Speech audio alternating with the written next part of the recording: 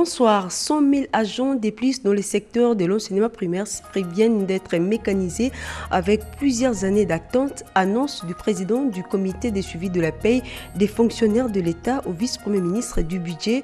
Et pour améliorer la crédibilité du budget en République démocratique du Congo, Afritac, centre FMI, vient de doter les experts institutionnels et opérationnels des outils nécessaires de la gestion des risques budgétaires en République démocratique du Congo.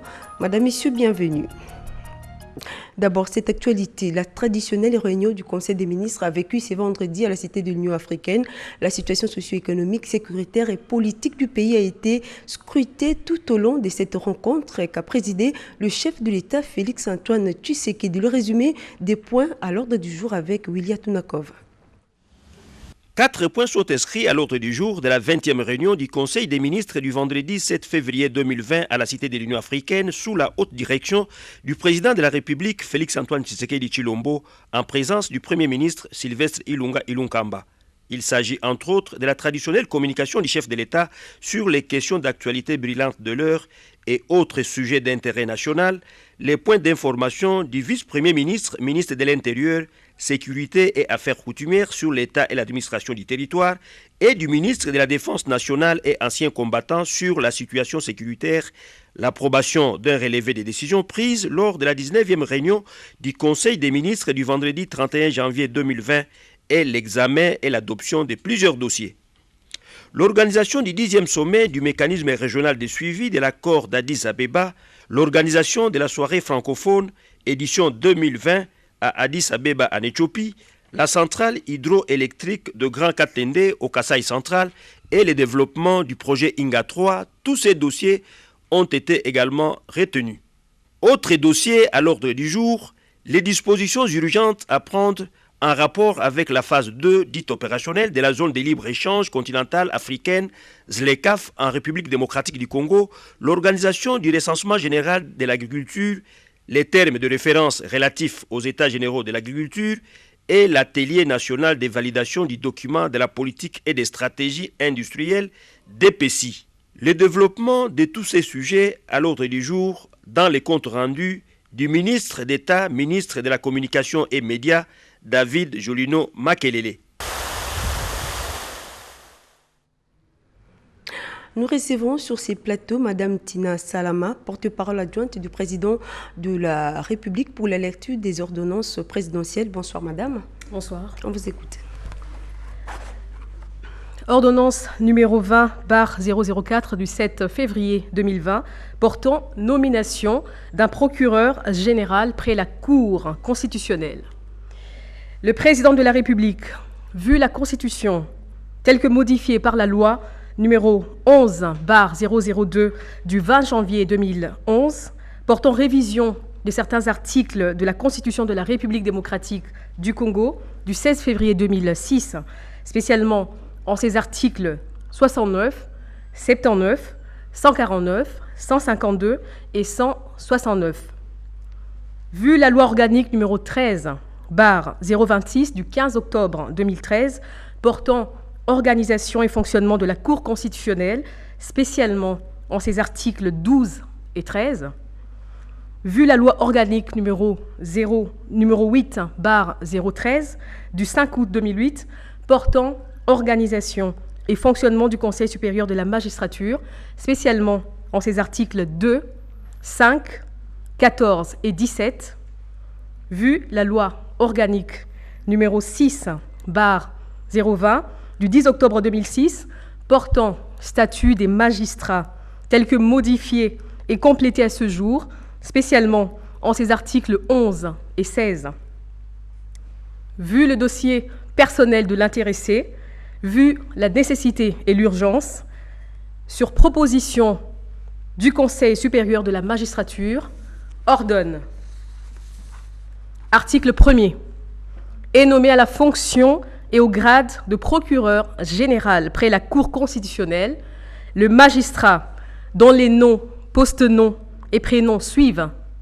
Magistrat Moukolo Konkesha Jean-Paul, matricule C 000236.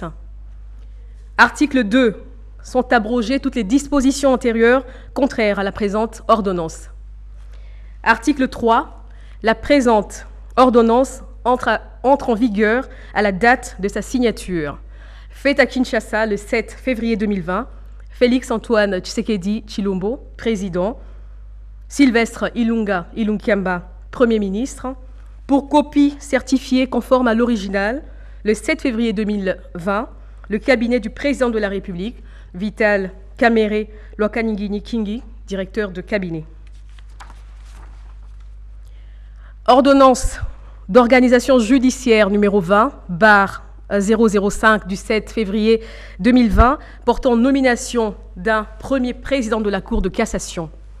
Le président de la République, vu la Constitution telle que modifiée par la loi numéro 11/002 du 20 janvier 2011 portant révision de certains articles de la Constitution de la République démocratique du Congo du 16 février 2006, spécialement en ses articles 69, 79, 82, 149, 152 et 153, vu la loi organique numéro 13/011B du 11 avril 2013 portant organisation, fonctionnement et compétences des juridictions de l'ordre judiciaire, spécialement en ses articles 2 et 25, vu la loi organique numéro 8/013 du 5 août 2008 portant organisation et fonctionnement du Conseil supérieur de la magistrature, spécialement en ses articles 2, 4, 7 et 17, vu la loi organique numéro 6/020 du 10 octobre 2006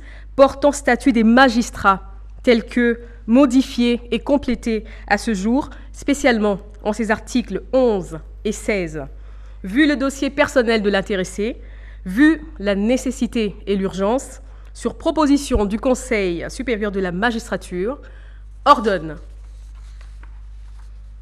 Article 1er. Est nommé à la fonction et au grade de premier président de la Cour de cassation le magistrat dont les noms, post-noms et prénoms suivent. Magistrat Tambwe Wakaniki Biselela Dominique, matricule B0011 10. Article 2. Sont abrogées toutes les dispositions antérieures contraires à la présente ordonnance. Article 3. La présente ordonnance entre en vigueur à la date de sa signature.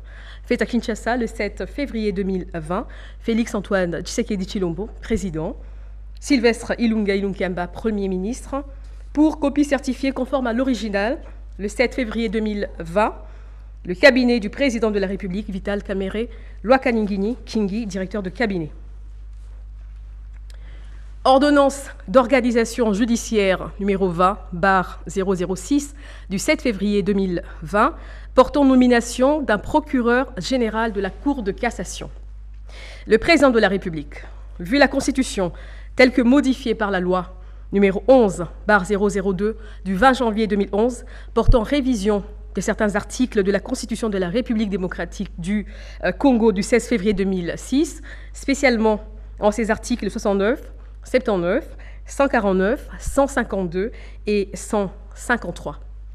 Vu la loi organique numéro 13/011B du 11 avril 2013 portant organisation, fonctionnement et compétences des juridictions de l'ordre judiciaire, spécialement en ses articles 2 et 65, vu la loi organique numéro 8/013 du 5 août 2008 portant organisation et fonctionnement du Conseil supérieur de la magistrature, spécialement en ses articles 2, 4, 7, 14 et 17, vu la loi organique numéro 6/020 du 10 octobre 2006 portant statut des magistrats tel que modifié et complété à ce jour, spécialement ses articles 11 et 16, vu le dossier personnel de l'intéressé, vu la nécessité et l'urgence, sur proposition du Conseil supérieur de la magistrature, ordonne. Article 1er. Est nommé à la fonction et au grade de premier procureur général près la Cour de cassation le magistrat dont les noms, post-noms et prénoms suivent. Magistrat Mumba Mukomo Victor, matricule B0000 151. Article 2. Sont abrogées toutes les dispositions antérieures contraires à la présente ordonnance. Article 3. La présente ordonnance entre en vigueur à la date de sa signature. Fait à Kinshasa, le 7 février 2020, Félix-Antoine Tshisekedi Tshilombo, président, Sylvestre Ilunga Ilunkamba, Premier ministre, pour copie certifiée conforme à l'original, le 7 février 2020, le cabinet du président de la République, Vital Kamerhe, Lwakaningini Kingi, directeur de cabinet. Ordonnance d'organisation judiciaire numéro 20/007 du 7 février 2020 portant nomination d'un procureur général près le Conseil d'État. Le président de la République, vu la Constitution telle que modifiée par la loi numéro 11/002 du 20 janvier 2011, portant révision de certains articles de la Constitution de la République démocratique du Congo du 18 février 2006, spécialement en ses articles 69, 79, 82, 149, 152, 154 et 155, vu la loi organique numéro 16/027 du 15 octobre 2016 portant organisation, compétences et fonctionnement des juridictions de l'ordre administratif, spécialement en ses articles 26 et 36. Vu la loi organique numéro 8/013 du 5 août 2008 portant organisation et fonctionnement du Conseil supérieur de la magistrature, spécialement en ses articles 2, 4, 7, 14 et 17. Vu la loi organique numéro 6/020 du 10 octobre 2006 portant statut des magistrats tel que modifié et complété à ce jour, spécialement en ses articles 11 et 16. Vu le dossier personnel de l'intéressé, vu la nécessité et l'urgence, sur proposition du Conseil supérieur de la magistrature, ordonne. Article 1er. Est nommé à la fonction et au grade de procureur général près le Conseil d'État le magistrat dont les noms, prénoms et post-noms suivent: magistrat Tela Ziele Octave, matricule 00089. Article 2. Sont abrogées toutes les dispositions antérieures contraires à la présente ordonnance. Article 3. Le président du Conseil supérieur de la magistrature est chargé de l'exécution de la présente ordonnance qui entre en vigueur à la date de sa signature. Fait à Kinshasa le 7 février 2020, Félix-Antoine Tshisekedi Tshilombo, président, Sylvestre Ilunga Ilunkamba, Premier ministre, pour copie certifiée conforme à l'original, le 7 février 2020, le cabinet du président de la République, Vital Kamerhe, Lwakaningini Kingi, directeur de cabinet. Ordonnance d'organisation judiciaire numéro 20/008 du 7 février 2020 portant nomination du premier président de la Haute Cour militaire. Le président de la République, vu la Constitution de la République démocratique du Congo, telle que modifiée par la loi numéro 11/002 du 20 janvier 2011, portant révision de certains articles de la Constitution de la République démocratique du Congo du 18 février 2006, spécialement en ses articles 69 à 79, 149, 152 et 153. Vu la loi organique numéro 13/011B du 11 avril 2013 portant organisation, fonctionnement et compétences des juridictions de l'ordre judiciaire, spécialement en ses articles 2 et 6, vu la loi organique numéro 8/013 du 5 août 2008 portant organisation et fonctionnement du Conseil supérieur de la magistrature en ses articles 2, 4, 7, 14 et 17, vu la loi organique du 6/020 du 10 octobre 2006 portant statut des magistrats tel que modifié et complété à ce jour, spécialement en ses articles 11 et 16, vu les dossiers personnels de l'intéressé, vu la nécessité et l'urgence, sur proposition du Conseil supérieur de la magistrature, ordonne. Article 1er. Est nommé premier président de la haute cour militaire le général-major Mutombo Katalai Tiende Joseph, matricule 15 47 73 83 14 09. Article 2. Sont abrogées toutes les dispositions antérieures contraires à la présente ordonnance. Article 3. Le président du Conseil supérieur de la magistrature est chargé de l'exécution de la présente ordonnance qui entre en vigueur à la date de sa signature. Fait à Kinshasa, le 7 février 2020, Félix Antoine Tshisekedi Tshilombo, président de la République, Sylvestre Ilunga Ilunkamba, Premier ministre, pour copie certifiée conforme à l'original, le 7 février 2020, le cabinet du président de la République, Vital Kamerhe Lwakaningini Kingi, directeur de cabinet. Ordonnance d'organisation judiciaire numéro 20/009 du 7 février 2020 portant nomination de l'auditeur général près la haute cour militaire. Le président de la République, vu la Constitution telle que modifiée par la loi numéro 11/002 du 20 janvier 2011 portant révision de certains articles de la Constitution de la République démocratique du Congo du 18 février 2006, spécialement en ses articles 69, 79, 82, 149, 152 et 156. Vu la loi organique numéro 13/011-B du 11 avril 2013 portant organisation, fonctionnement et compétences des juridictions de l'ordre judiciaire, spécialement en ses articles 2 et 6.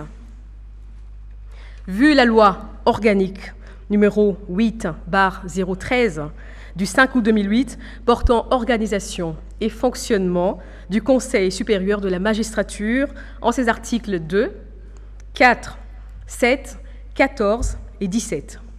Vu la loi organique numéro 6/020 du 10 octobre 2006 portant statut des magistrats tel que modifié et complété à ce jour, spécialement en ses articles 11 et 16, vu la loi numéro 023/2002 du 18 novembre 2002 portant Code judiciaire militaire, spécialement en ses articles 4, 41, 42 et 44. Vu le dossier personnel de l'intéressé, vu la nécessité et l'urgence, sur proposition du Conseil supérieur de la magistrature, ordonne. Article 1er. Est nommé auditeur général près la haute cour militaire le lieutenant général Mukunto Kiana Tim, matricule 15 68 32 20 64 68. Article 2.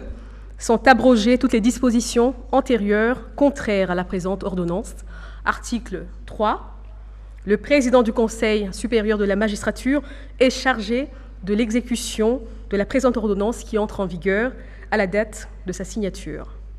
Fait à Kinshasa, le 7 février 2020. Félix Antoine Tshisekedi Tshilombo, président. Sylvestre Ilunga Ilunkamba, Premier ministre. Pour copie certifiée conforme à l'original, le 7 février 2020, le cabinet du président de la République, Vital Kamerhe Lwakaningini Kingi, directeur de cabinet. Merci. Merci madame pour cette lecture. Ce journal s'est poursuit. Démarrage dans la ville d'Mbujimai des travaux d'adduction d'eau, ce qui va permettre de pallier aux problèmes liés à la desserte en eau potable dans cette partie du pays. Le Premier ministre Ilunga Ilunkamba s'est rendu dans la province du Kasaï oriental pour procéder personnellement au démarrage de ces travaux. Suivez.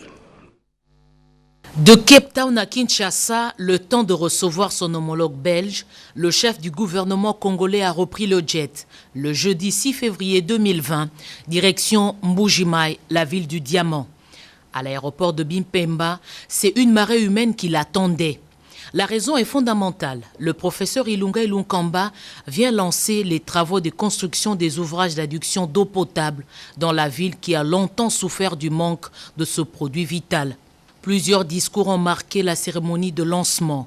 Au nom de la population, le gouverneur Maweja a salué cette action de haute portée sociale et appelé les bénéficiaires à soutenir le chef de l'État, Félix-Antoine Tshisekedi Tshilombo, et les actions du gouvernement de l'alternance. Le responsable du projet de renforcement des infrastructures socio-économiques PRIS, celui de la Banque mondiale, sont revenus sur le montage financier ainsi que sur d'autres réalisations dans la région. Faire jaillir de l'eau en Mbuji-Mayi, c'est réduire le taux de mortalité, a précisé le ministre du Développement rural, Guy Mikolo.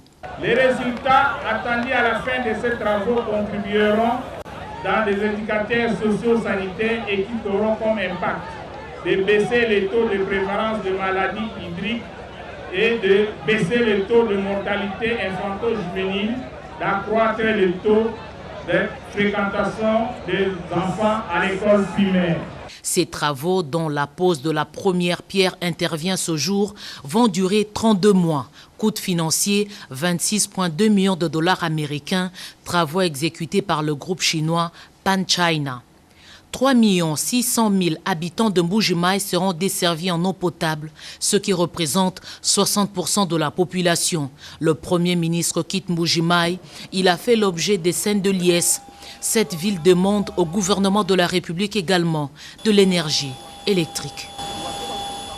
Addis Abeba abrite depuis ce jeudi les 33e sommets de l'Union africaine. Le sujet lié à la paix dans les continents africains au cœur de cette rencontre axée essentiellement sur faire taire les armes. La ministre d'État des Affaires étrangères, Marine Toumba, chef de la diplomatie congolaise, représente la RDC dans cette rencontre. Suivez.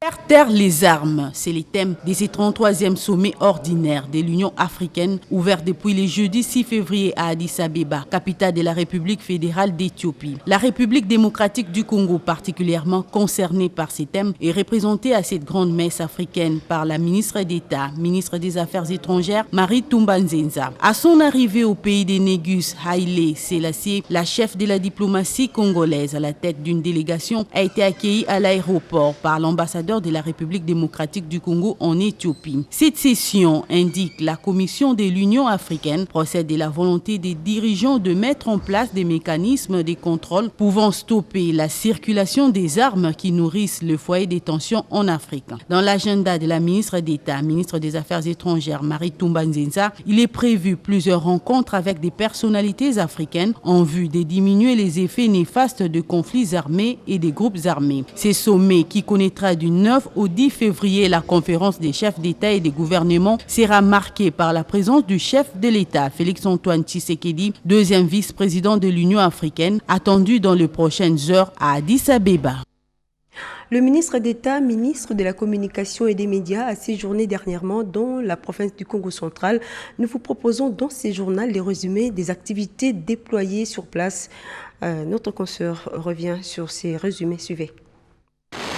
Après avoir fait un état de lieu au niveau central avec le responsable de service placé sous sa tutelle, Jolino Makelele a décidé de descendre en province pour être lui-même témoin de réelles conditions de travail de ces structures. Après l'étape de Matadi où la visite du patron de la communication et des médias dans les installations du Renatelsat, de l'ACP, de la RTNC a connu un franc succès dont le chef des agents, le ministre d'État, s'est rendu à Boma. Reçu par le maire de la ville, le ministre d'État a été briefé sur les difficultés que rencontrent la RTNC et l'ACP avant de visiter leurs installations. Ici, l'on manque de tout, pas des locaux appropriés ni d'équipements de travail, pour ne citer que cela. Je suis venu pour voir comment les services publics qui sont sous ma tutelle, en l'espèce la RTNC, le Renatelsat, l'ACP, le Comité national de migration vers la télévision numérique, comment tout cela fonctionne effectivement dans les provinces, après que j'ai eu une exacte idée de la manière dont ça fonctionne au niveau des administrations centrales à Kinshasa. Et puis je voulais voir dans quelle mesure, quels sont les problèmes qui se posent ici et les solutions qui peuvent être apportées.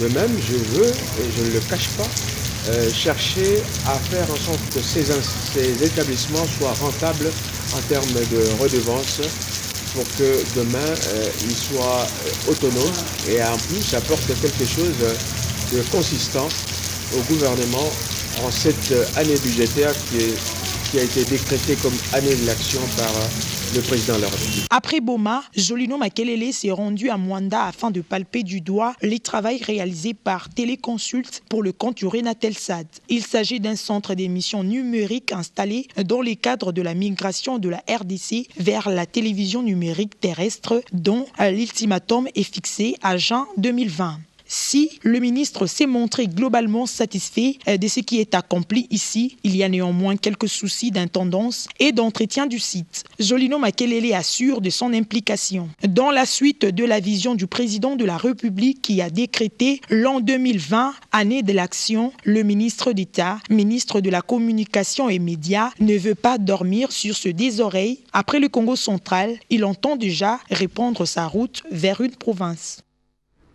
Les bureaux du comité technique spécialisé de l'Union européenne, de l'Union africaine, a tenu une réunion extraordinaire, réunion au cours de laquelle des questions liées à la mise en œuvre des engagements de l'Afrique concernant l'égalité homme-femme ont été passées à peine fin. C'est la ministre du Genre, Famille et Enfants, Béatrice Lomea, qui a présidé cette rencontre, nous dit Yvette Makoutima dans son reportage. C'est le thème de ce 33e sommet ordinaire de l'Union africaine ouvert depuis le jeudi 6 février à Addis Abeba, capitale de la République fédérale d'Éthiopie. La République démocratique du Congo, particulièrement concernée par ces thèmes, est représentée à cette grande messe africaine par la ministre d'État, ministre des Affaires étrangères, Marie Tumba-Nzenza. À son arrivée au pays des Négus, Haïlé Sélassié, la chef de la diplomatie congolaise à la tête d'une délégation, a été accueillie à l'aéroport par l'ambassadeur de la République démocratique du Congo en Éthiopie. Cette session indique la Commission de l'Union africaine procède de la volonté des dirigeants de mettre en place des mécanismes de contrôle pouvant stopper la circulation des armes qui nourrissent le foyer des tensions en Afrique. Dans l'agenda de la ministre d'État, ministre des Affaires étrangères, Marie Tumba-Nzenza, il est prévu plusieurs rencontres avec des personnalités africaines en vue de diminuer les effets néfastes de conflits armés et des groupes armés. Ce sommet qui connaîtra du 9 au 10 février la conférence des chefs d'État et des gouvernements sera marquée par la présence du chef de l'État, Félix-Antoine Tshisekedi, deuxième vice-président de l'Union africaine, attendu dans les prochaines heures à Addis Abeba. Excusez-nous pour cette répétition. Revenons sur cet élément de reportage. Les bureaux du comité technique spécialisé de l'Union africaine a tenu une réunion extraordinaire, réunion au cours de laquelle des questions liées à la mise en œuvre des engagements de l'Afrique concernant l'égalité homme-femme ont été passées à peine fin. C'est la ministre du Genre, Famille et Enfants, Béatrice Lomea, qui a présidé cette rencontre, nous dit Yvette Makoutima dans ce reportage. Addis Abeba, siège de l'Union africaine, mais aussi point de convergence des réflexions en matière de promotion des droits de la femme. Les bureaux du comité spécialisé de l'Union africaine sur l'autonomisation de la femme et de l'égalité du genre s'est réuni. Autour de sa présidente, Béatrice Lomea Atilité, ministre d'État, ministre du Genre, Enfants et Famille, pour une mise au point, en vue d'arrêter une position commune à présenter lors de la 64e réunion sur la condition des femmes qui va se tenir à New York, aux États-Unis d'Amérique, s'inscrivant dans la droite ligne de la 4e réunion de ces comités techniques. Il a été question que de manière formelle, nous puissions finalement finaliser la position commune de l'Afrique que nous avons eu à adopter lorsqu'il y a eu la 4e session du comité technique spécialisé du 28 octobre au 1er novembre 2019. C'est donc une vision commune, nous avons relevé tout ce qu'il y a eu comme faiblesse, mais aussi nous nous sommes projetés dans l'avenir. Qu'est-ce qu'il faudrait faire pour accélérer la réalisation de ce qui a été retenu dans la déclaration de Beijing comme domaine critique et pour faire avancer la question de l'égalité entre hommes et femmes, mais aussi la question de l'autonomisation économique des femmes. En guise de rappel, la 4e réunion du comité technique spécialisé de l'Union africaine sur l'autonomisation de la femme et égalité du genre s'était penchée sur l'examen de la mise en œuvre des engagements de l'Afrique au titre de la déclaration et du programme d'action de Beijing, 25 ans après leur adoption. Le prix de la paix a été décerné au chef de l'État, Félix-Antoine Tshisekedi, à Dakar, au Sénégal. C'est une structure dénommée Fojega qui a reconnu les efforts de Félix Tshisekedi pour le retour d'une paix durable dans la région des Grands Lacs, également dans l'Est de la République démocratique du Congo. Le ministre près le président de la République s'y est rendu pour recevoir ses mérites. Suivez. Le prix de la paix et de la démocratie a été décerné au président de la République, Félix-Antoine Tshisekedi Tshilombo, par FOGECA au cours d'une soirée de gala. Prix réceptionné par André Kabonda, ministre près le président de la République, son représentant personnel aux travaux de la 13e édition de ce forum régional. Qu'il me soit permis, au nom de son Excellence, Monsieur le Président de la République démocratique du Congo, Félix-Antoine Tshisekedi Tshilombo, de saluer tous les invités à ce gala et de dire merci aux organisateurs pour l'invitation lui adressée. Je dois vous dire tout de suite combien le président Félix Tshisekedi a été séduit par ce projet et m'a chargé de vous le dire de vive voix. Je voudrais remercier le président du FOGECA, M. Amadou Diagne, pour ce prix qu'il décerne à notre président en raison des efforts qu'il ne cesse de déployer pour la paix dans la région, dans notre pays et dans toute l'Afrique, et surtout pour des relations de bon voisinage avec les 9 pays qui entourent notre pays, la République démocratique du Congo. Parmi les artistes musiciens qui ont agrémenté cette soirée de gala, Fally Ipupa de la République démocratique du Congo. La République démocratique du Congo est invitée à participer au mois de mars prochain au Salon international artisanal qui se tiendra à Dakar au Sénégal. Le ministre sénégalais de l'Emploi, Formation professionnelle et de l'Artisanat a fait part de cette participation officielle à la ministre du Plan au cours des échanges. Suivez. La République démocratique du Congo prendra part dans le prochain jour à Dakar au Sénégal au Salon international artisanat. C'est ce qui justifie la présence à Kinshasa du ministre de l'Emploi, de la Formation professionnelle et de l'Artisanat, Dame Diop. Ce dernier a été reçu par la vice-premier ministre, ministre du Plan Élisée Mounemboué, à ses côtés le vice-ministre du Plan Freddy Kita. Toutes les problématiques que nous avons soulevées avec les sectoriels devront rejoindre le ministère du Plan pour quand même être dans le cadre général de la politique de l'État de la République démocratique du Congo. Je me félicite de cette rencontre. Je me félicite aussi de comprendre que la RDC a su, à l'instar du Sénégal qui a un plan à l'horizon 2035 appelé Plan Sénégal émergent, un plan de développement stratégique qui est en gestation. Je pense que nos pays en ont besoin. Je voulais vraiment féliciter Madame le vice-premier ministre et son équipe et le gouvernement tout entier. La VPM Élisée Mounemboué remercie les autorités sénégalaises pour ce rendez-vous culturel sénégalais. Le président intérimaire de l'UDPS, Jean-Marc Kabound, a effectué la ronde à travers les chantiers des sauts de moutons. Question de s'assurer de l'état d'avancement des travaux. Les détails avec Nadine Banza. L'opinion s'interroge sur l'évolution des travaux de construction des sauts des moutons. À quand la fin de ces calvaires et pourquoi le travaux avance à pas de tortue? Le premier vice-président de l'Assemblée nationale et président intérimaire de l'UDPS, Jean-Marc Kabound, dans sa suite, le secrétaire général Augustin Kabouya a fait le tour de ces différents chantiers. Du boulevard Lumumba, la place Bitabe, Massina Pascal, en passant par le boulevard du 30 juin au rond-point Sosimat, jusqu'à Pompage, le numéro 2 de la Chambre basse du Parlement a scruté chaque détail. Des travaux évalués à 10% pour certains, 29% pour les plus avancés. Le taux reste en deçà de la moyenne. UDPS viva! Viva! Nous avons amorcé ce matin une tournée sur toute l'étendue de la ville de Kinshasa pour palper de nos doigts les réalisations qui ont été faites dans le cadre de 100 jours. Il était question que nous visitions tous les sortes de moutons. Après cela, nous avons eu à visiter aussi certains chantiers et visiter aussi la ville de Kinshasa dans son volet salubrité. Le constat que nous avons fait est amer. C'est un constat de désolation. Nous nous sommes mis à la place de notre peuple et nous avons dit que cela est inacceptable. Nous estimons à notre humble avis que des explications doivent être fournies quant à ces.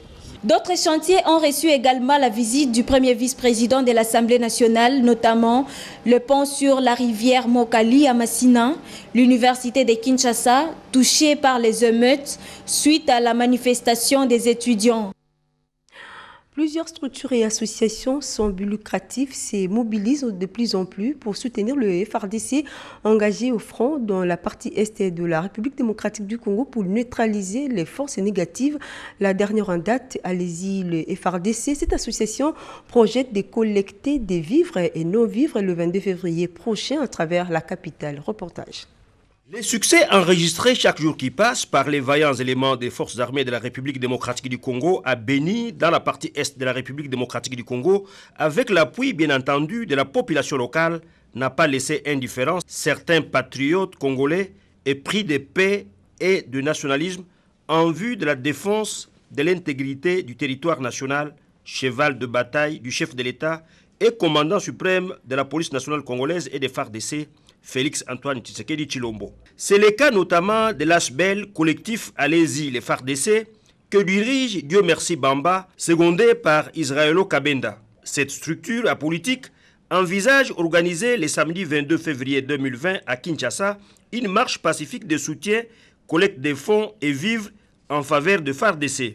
Voilà qui explique le déplacement que les staffs dirigeants de cet ASBEL, Allez-y les FARDC, a effectué vendredi 7 février 2020 à l'hôtel de ville de Kinshasa où il a déposé officiellement sa correspondance relative à la demande d'autorisation comme l'explique le numéro 1 de cette association, Dieu merci Bamba. Lors de la marche, il y aura une collecte de fonds qui va se faire et cette collecte de fonds nous aidera à pouvoir soutenir les femmes et les enfants de militaires pour en fait, remettre ces liens qui étaient complètement perdus entre la population et les forces armées.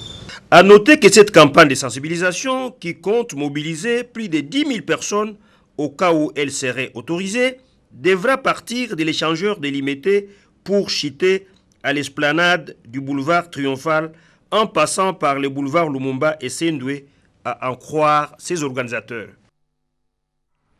35 millions de dollars américains, c'est l'enveloppe allouée par la délégation de l'Union européenne pour appuyer le secteur judiciaire en République démocratique du Congo. Le diplomate Jean-Marc Châtaignier l'a fait savoir au vice-premier ministre et ministre de la Justice et garde des Sceaux, Maître Tunda Yaka, Sende, reportage Jacques Kababa.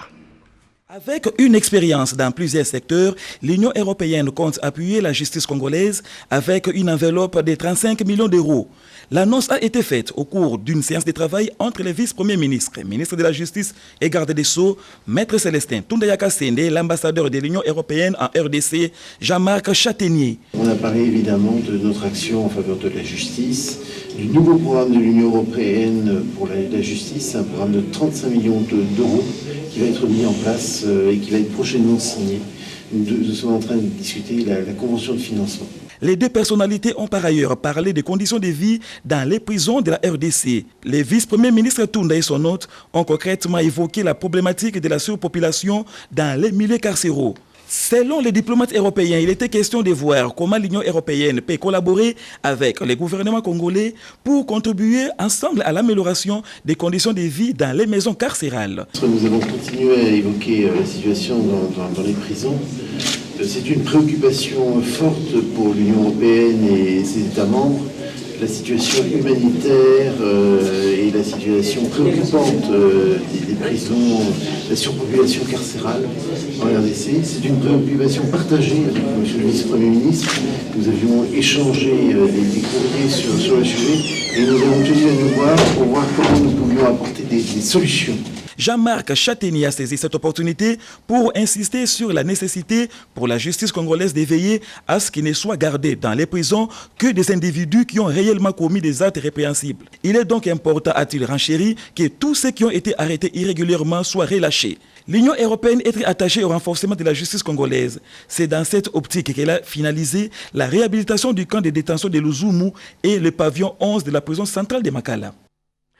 Comme annoncé au début de ces journaux, la situation de plus de 100 000 agents dans le secteur de l'enseignement primaire vient d'être régularisée. Annonce faite au vice-premier ministre et ministre du budget par les présidents du comité de suivi de la paie des fonctionnaires de l'État. Ensemble, ils ont également examiné la question des frais de fonctionnement des écoles pour soutenir la gratuité de l'enseignement des bases. Suivez. Plus de 100 000 agents du secteur de l'enseignement primaire, secondaire et technique ont vu leur situation administrative régularisée. Ils sont donc désormais mécanisés et bancarisés. Assurance de Jean-Louis Kayembe, président du comité de suivi de la paie, à l'issue de la réunion ordinaire de cet organe technique du gouvernement de la République. Du côté du secteur de l'enseignement, il y a eu des NP qui ont été mécanisés et bancarisés. Comme pour une première paye pour cette catégorie d'enseignants, plus de 100 000. Et donc, elle a nécessité quand même un peu plus de temps pour l'identification, les opérations d'identification, d'ouverture des comptes. Et nous pensons que d'ici là, avant le 10, cette catégorie d'enseignants qui viennent d'être payés pour la première fois, ces enseignants seront déjà en possession de leurs fonds. Les paiements de frais de fonctionnement des écoles dans le cadre de la gratuité de l'enseignement de base, initié par le chef de l'État Félix-Antoine Tshisekedi, connaît également une évolution positive, malgré quelques difficultés au niveau de certaines banques. Les frais de fonctionnement des écoles sont payés normalement. Et là où il y avait des problèmes au niveau de 2 banques, nous avons donné des orientations, des instructions claires pour que ces 2 banques puissent accélérer la paie des frais de fonctionnement des écoles. Autre certitude, c'est la poursuite de l'opération zéro fictif dans le fichier des payes. Là-dessus, toutes les stratégies sont mises en place pour atteindre cet objectif en 2020. C'est si paradoxal que ça devait susciter l'indignation. Le ministre des Finances, Célia Lagouli, qui devait se rendre à Kasumbalesa, n'y est pas parvenu et pour cause une barrière douanière qui fâche. Suivez. La mobilisation des recettes pour un budget qui dépasse 10 milliards de dollars impose au ministre des Finances, Célia Lagouli, une régulière descente sur les terrains. Justement, il était jeudi en route pour Kasumbalesa dans le Haut-Katanga. Il n'a pas pu malheureusement atteindre les lieux pour des raisons invraisemblables. Bon, en fait, il était prévu que nous puissions effectuer une descente vers Kasumbalesa, accompagner son Excellence, Monsieur le ministre des Finances nationales. Arrivé au niveau de Kanyaka, nous avons trouvé un attroupement. Il n'y avait pas l'issue que nous puissions passer. Nous sommes descendus pour s'enquérir de la situation. La population nous dit ici que la douane a érigé une barrière et qu'elle demande des frais.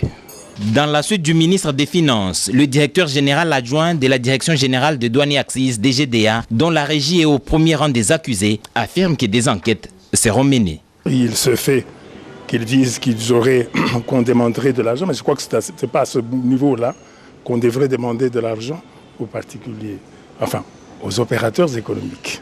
Et cet argent, si c'était perçu, c'est que nous allons pouvoir faire mener des enquêtes pour savoir à qui on a remis et qui les a remis.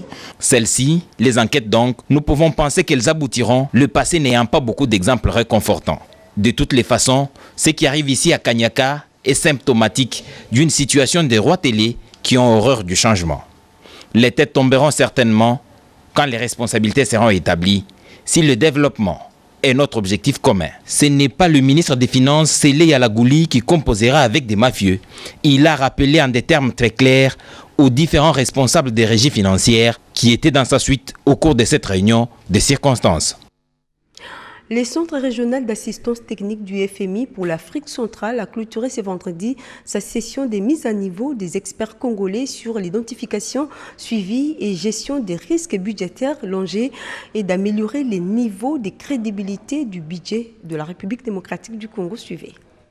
Le cadre macroéconomique de la RDC se doit une stabilité, ce malgré les causes endogènes et exogènes qui influent de manière permanente sur ces agrégats. C'est dans ce sens que le gouvernement, par le biais du ministère des Finances, a fait recours au Fonds monétaire international par Afritac Centre. C'est pour son expertise sur l'identification, le suivi et la gestion des risques budgétaires. Il s'agit tout d'abord de comprendre tout ce qui sont les risques et de pouvoir les analyser, de les quantifier. Donc on a fait des travaux pratiques, des risques macroéconomiques, trouver des mesures d'atténuation ou des provisionnements dans la politique budgétaire. C'était dans une session de 4 jours clôturée ce vendredi à Kinshasa au profit des cadres institutionnels et opérationnels des ministères du budget, du plan des finances et de la Banque centrale du Congo. Dans les recommandations, on notera entre autres l'organisation prochaine de notre atelier pour l'élaboration du cadre budgétaire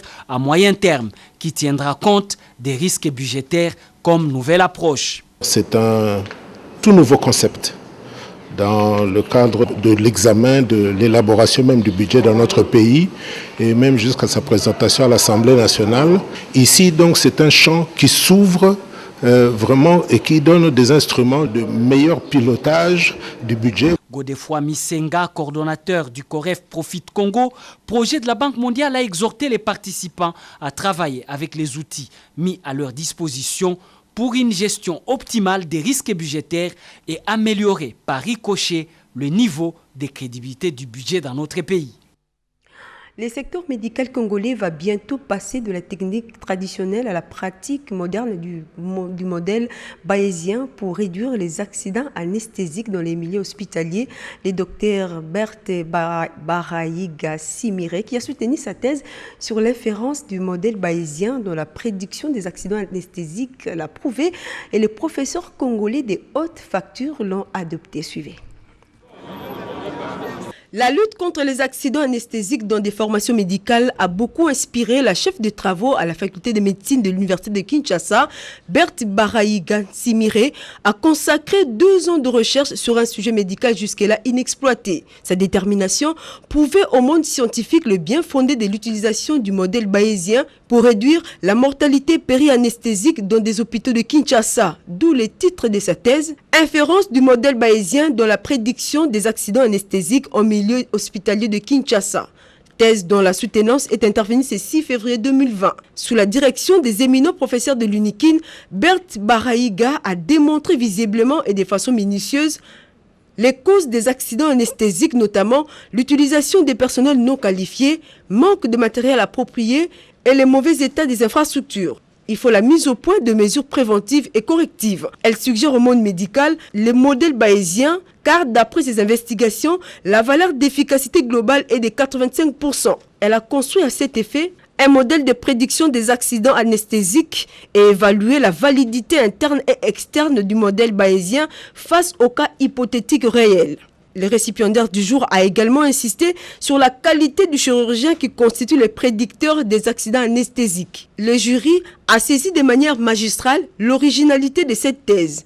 Les membres du jury sont unanimes sur la présentation et le tout abordé avec pertinence de l'iconographie, la qualité et la richesse des ressources utilisées. À l'issue de la déclaration, les jurys décident d'attribuer à Berthe Barayiga Simire le grade du professeur agrégé de l'enseignement supérieur en médecine.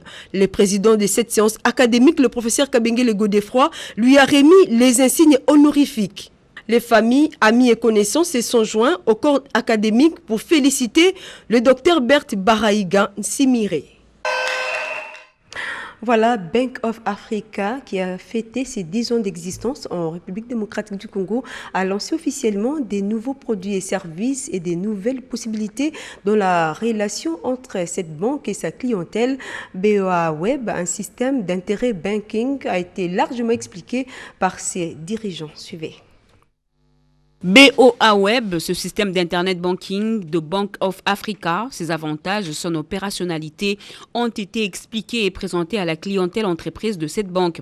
Cette rencontre initiée à travers la ville où la BOA est établie, notamment à Dakar, Abidjan, Niamey et maintenant Kinshasa, a pour objectif de présenter aux entreprises le nouveau produit, mais aussi d'écouter ces entreprises pour mieux interagir.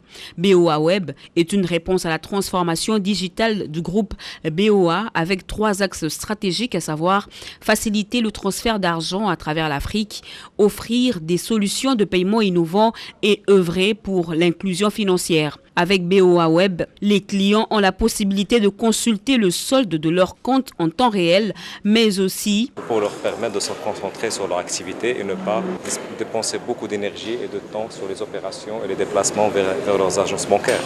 Donc c'est un canal digital qui permet aux clients de communiquer avec leur banque tout en restant chez eux, sans se pouvoir être amenés à se déplacer. Pour accéder à cette plateforme, il faut d'abord avoir une adresse mail, ensuite télécharger l'application Google Authenticator, remplir le formulaire, puis recevoir par mail une notification en introduisant son numéro de compte complet. Le client reçoit un identifiant qui lui permettra de se connecter. Né il y a 35 ans, le groupe BOA est aujourd'hui établi dans 18 pays, dont la République démocratique du Congo, où il a totalisé 10 ans. Et avant de se quitter, un nouveau bâtiment pour l'Office des voiries et drainage, bâtiment construit sur fonds propres de cette entreprise de l'État. Il est situé dans la commune de Limete. Suivez la cérémonie inaugurale qui est intervenue ce vendredi dans ce reportage. Avec l'essence managériale du directeur général Benjamin Wengabasubi, l'Office des voiries et drainage OVD a désormais un nouveau bâtiment construit sur fonds propres. La journée de vendredi 7 février 2020 a été choisie pour évaluer les activités réalisées par cette entreprise technique du gouvernement congolais en matière d'infrastructure, puis a suivi la cérémonie d'inauguration du bâtiment. Un motif de fierté pour tous les personnels de l'OVD dont la contribution de chacun était une pierre portée à l'édifice, a souligné le directeur général dans son mot de circonstance. Nous saisissons cette occasion pour remercier son Excellence, M. Félix Antoine Tshisekedi Tshilombo, président de la République démocratique du Congo, qui a réhabilité l'image de l'Office en l'associant au premier rang dans le programme phare d'urgence de ses premiers 100 jours. Votre savoir-faire, doublé d'une expertise avérée, ont donné raison au chef de l'État d'avoir placé l'Office de voirie et drainage au premier rang de son programme de 100 jours. L'OVD, ce sont agents et cadres d'abord. Ce dévouement inconditionnel a produit comme résultat, en 2019, la réhabilitation et la construction de plusieurs ouvrages de voirie et de drainage. Nous ne manquerons pas d'encourager et d'accompagner nos partenaires commis à l'exécution des travaux de Saute-Mouton pour leur meilleur achèvement. Les représentants du vice-premier ministre, ministre des Infrastructures, a, au nom du vice-premier ministre, salué cette réalisation de l'OVD et a invité tous les personnels à soutenir leur entreprise et les staffs dirigeants. Madame, le président du conseil d'administration, a placé un mot pour souhaiter une heureuse année à tous et leur a transmis le meilleur vœu de l'année. Fin de cette édition d'information, mais d'abord, rappel des titres. 100 000 agents de plus dans le secteur de l'enseignement primaire viennent d'être mécanisés après plusieurs années d'attente. Annonce du président du comité de suivi de la paie des fonctionnaires de l'État au vice-premier ministre du budget. Pour améliorer la crédibilité du budget en République démocratique du Congo, Afritac Centre FMI vient de doter les experts institutionnels et opérationnels des outils nécessaires de la gestion des risques budgétaires en République démocratique du Congo. Elle est la première en cette thématique de recherche. Dr Berthe Baraïga a fait de recherches sur l'inférence du modèle bayésien dans la prédiction des accidents anesthésiques. Madame, Messieurs, l'actualité continue sur nos antennes. Prenez rendez-vous tout à l'heure à 22h et puis à minuit. Et nous vous retrouverons prochainement.